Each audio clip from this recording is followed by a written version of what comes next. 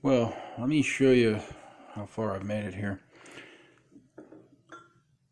The back side is done. I don't know how well you'll be able to see it.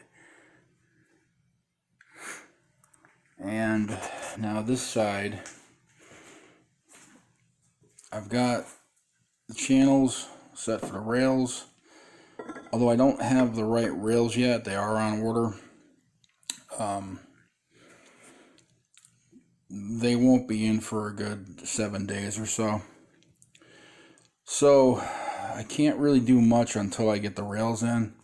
I don't want to do the holes just in case the hole pattern is different. Also, the ball screw mount, I want to make sure I do all the holes at once. That way I know everything is parallel.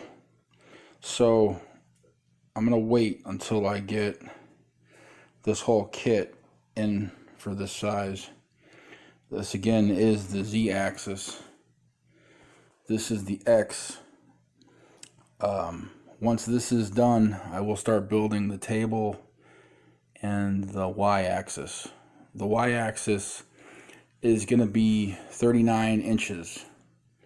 Now, I originally said it was going to be the same as this one here, 19 and almost 20, so 20 by 20.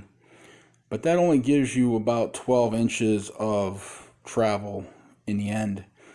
And I didn't want to go through all of this to make a 12 inch by 12 inch CNC, because I'm going to run into the same problem I'm running into right now, where, you know, I got a 20-inch long piece and I can't do it without, you know, struggling with my equipment. So, you know, that being said, if I go with the 39 inch, which I think is 1,000 millimeter, don't quote me on that,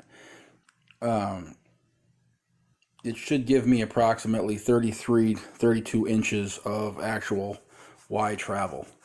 So that'll give me a foot by 32 inches, which, you know, in essence should be more than enough. But that was it. Just a quick update. Wanted to show you guys.